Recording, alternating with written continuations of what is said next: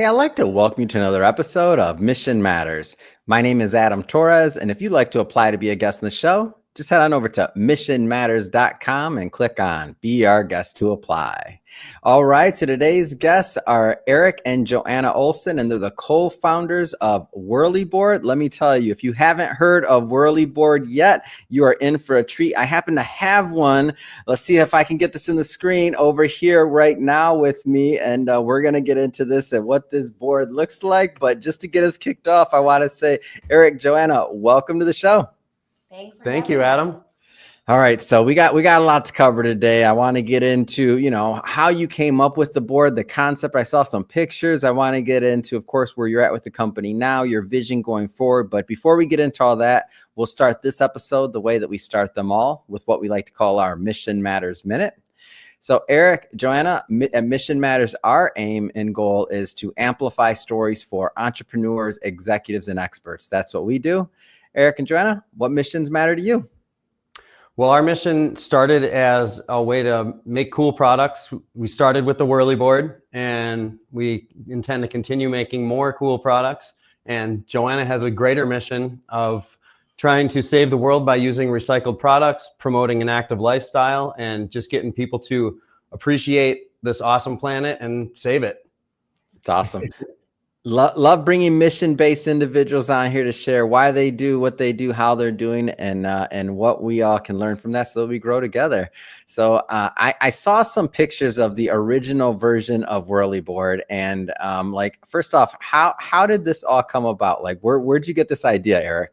So I'm a board sports enthusiast. I grew up loving snowboarding, skateboarding, wakeboarding, all of those, and that was kind of my favorite thing to do. So incidentally, I was into balance boards, but the only balance boards that were out there were like the roller style. So you have a cylinder and you roll back and forth on the cylinder. But I personally never really felt like it helped much with actual board sports or anything really. It was kind of a fun activity, but I didn't think it did much. Mm-hmm. So I had the idea. I used to do a 180 on the roller, and I would, stand one way, spin, and land the other way. And I thought, geez, what if there's a balance board where I could keep spinning? That would be kind of fun because there's really no end to how far you can spin. And spinning is something I struggled with as a board sports person. I'd get a little awkward on my 360s and 540s. So I wanted to be able to practice that. So I cut a bowling ball in half, put it on a skateboard deck, and cut a pool ball in half and put one on the nose and tail. Yeah. And turned out I really had a lot of fun with it in my basement, and I was like, geez, this thing is really cool. I think this could be something. And I had always wanted to, when I asked myself, what do I want to be when I grow up? At the time, I was an insurance salesman. That was definitely not it. And I would always say I want to invent something and make it and sell it. And that was what I wanted to do. And so I was like, this is it. I'm going to do it. I can start making these in my garage. Yeah, in the dust. Lots of dust. Joanna, hold on. So you got a pool ball cut in half. You got a couple pool balls, bowling balls. Grab it. What are you telling Erik at this time? Like, what's going on? So Erik and I actually got together shortly after he made his first prototypes with the bowling ball. That came with the territory. You knew you were in for like the. Yeah, I knew what was gonna happen. I knew what I was getting myself. At that time, I was done cutting bowling balls, but I was still cutting pool balls, so there was still lots of dust.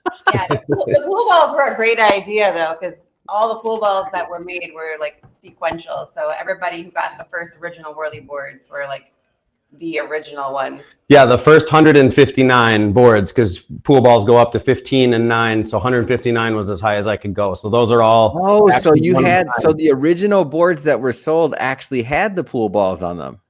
Yep. Yeah, and that was just like this. On the grommet with those.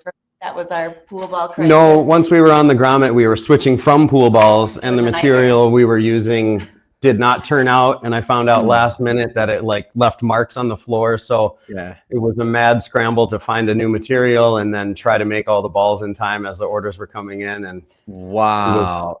So the holiday season. Yeah, there's always a crisis at any given time. So a lot of entrepreneurs that watch this show, and I'm just curious from your end, like, what was it like pushing through with that early prototype and that early concept? Because like you said, things are going wrong. You're like, it's leaving marks on the floor. What do we do with this or that? Like, how did you push through that time? Good. You just do. Innovate. Yeah, I Solve mean, the problems yeah, as just they come. figure it out. Just scramble to figure it out. That particular problem, I just found another material, which was an epoxy material, and it took longer. I was like mixing the liquids together on the washer and dryer. At the end of the Washer season, and dryer was our trash. washer and dryer was destroyed. It was just covered with epoxy, all dripped all over it, and I was with a little chamber with a hair dryer so they would dry faster, because we had. It was like that was the end of the first year, and I still had a job at that time, I think, or no, that was after I quit. But I had sold like 50 boards all year. You know, it was just talking to people and selling them on the chairlift. How'd you get those initial customers? Like, how'd that happen? It was just talking, taking them to go out with friends, and I always had one with me so I could show it. And most of the time, if I walked into wherever we were hanging out, and somebody would say, "Hey, what's that? I got to have one of those." So that's kind of how I knew that. People try to buy them from you on the spot. I feel like they would have. They did, absolutely. It was rare to not pull one out in a place, social gathering, and not sell one. So Erik decided he was just gonna quit his job and go out west. So he quit his job and like packed up his car and like went out west with all these Whirly boards. I had like 100 materials for 100 boards in the back of the car, and I was just basically couch surfing at friends and family out. So is west. this free? And this just for everybody to know, like when you order one of these, you're gonna get like this big old this really nice pamphlet. And is this you'll see on there how do you pronounce his name? Lander? Is this pre Big Boss Lander? Oh yeah, this was 2015, so almost 10 years ago. Wow. What was, and I'm guessing, and I'm just going to throw this out there, when you decided to quit your job, obviously there's got to be a little bit of fear there. Like, you're quitting the job, you're going to do what? Like, what happened? Joanna, that's for Erik. Joanna, you got a whole nother question to answer on that one. That must have been true love. For him. Yeah. He just went out west and I held down the fort. Yeah, it was. I mean, that was kind of right when we got together, and so I guess she thought it was cool what I was doing. I thought it was cool that she thought it was cool, and we were like, "Let's do this." Wow, what an amazing story! And so now you have the product. What happens when you go out west? Like how does that work for you? I went out there, and like I said, I was staying with my cousin and other friends. I basically just traveled around the mountains. My goal was to snowboard every day when I did that.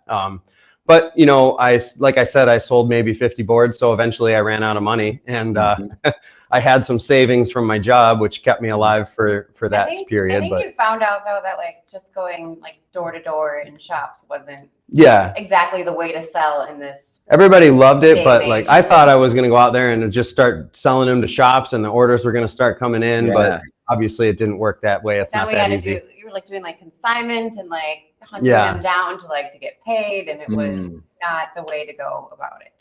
Yeah, so it was. How did you pivot? How did you adjust from that? You had an initial idea, and then like how did you pivot?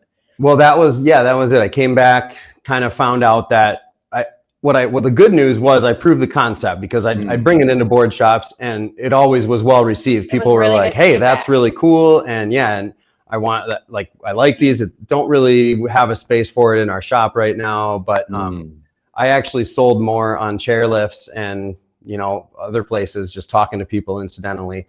But so I came back home, and we realized that we needed to figure things out and figure out how to sell them.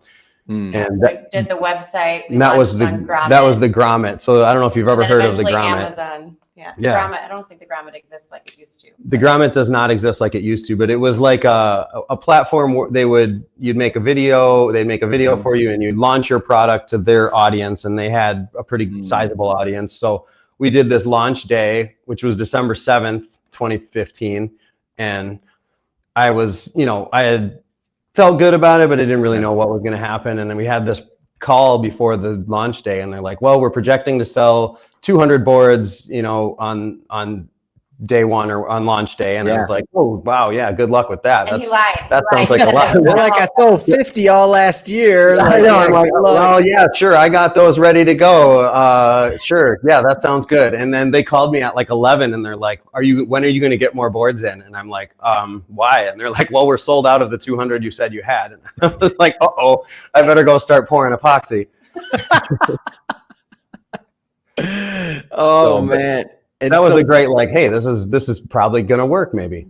yeah. And so that's the initial bump. What happens after that? Because sometimes you get that initial bump, so then what do you do? It tapered off. No, That then we normally launched- happens, by the way. So I kind of knew it would have to taper Yeah, I off mean- Then right we launched after. on Amazon. We put it on Amazon. We were doing like one a day if we were lucky. Maybe one or a day where we sold 3 was kind of exciting. And Yeah. but we're we'd talk about it and be like, hey, if we could do 3 or 4 of these every day, maybe we could make a living. And then turns out that's not how it works. But we kind of slowly grew it, and we've really taught ourselves everything. Joanna built our first website, and she's Wow. kind of managed more of that side, managing the website and all of that stuff. I've kind of been in charge of production and figuring out the product and developing new stuff. And yeah, I mean, literally everything we've just stumbled our way through and figured it out. We both have biochemistry degrees, so this is not our background. No, it's totally your background. Everybody goes to school. It says biochemistry, balance boards. They both start with a B. There's something very relatable there. Science of balance. Exactly. And so your original board you mentioned had bowling balls and let's see if we can see this, and pool ball here, bowling ball there. Like so you've obviously upgraded, you've continued to like improve the board. It's absolutely beautiful. Just for everybody at home that's watching this, I mean, it's heavy, it's nice, it's quality, stands up to any like skateboard or board you'd think you'd buy. You obviously manufactured and created this for something that you wanted yourself as well. It's definitely really high quality product. When I first saw it, I didn't really know what the weight would be like. I didn't know the thickness. I didn't know but I feel like once you get one of these, like it's going to be really hard to wear that thing out. Like it is. I mean, I designed them. It's an heirloom item unless you're like out on some. It's really, if you're using it indoors, I mean, like it's beautiful. Like talk to me about how you continued to upgrade the product, because it's absolutely a beautiful board. Thank you. Well, yeah, we definitely build them to last. We offer a lifetime guarantee, and anytime there are issues, which is very rare, we're happy to replace it or fix it or whatever the customer wants to do. So yeah, it's not a great business model. Yeah, unfortunately, we found that a solid lifetime guarantee. should have factored in that planned obsolescence. No, we're very much against that concept. So we want to make products that like last for people, but it is Absolutely. a challenging kind of running a business where you. But yeah, how it all started is I was selling insurance in the manufacturing industry, so I had customers who were plastics manufacturers and things like that. So some of those relationships you had.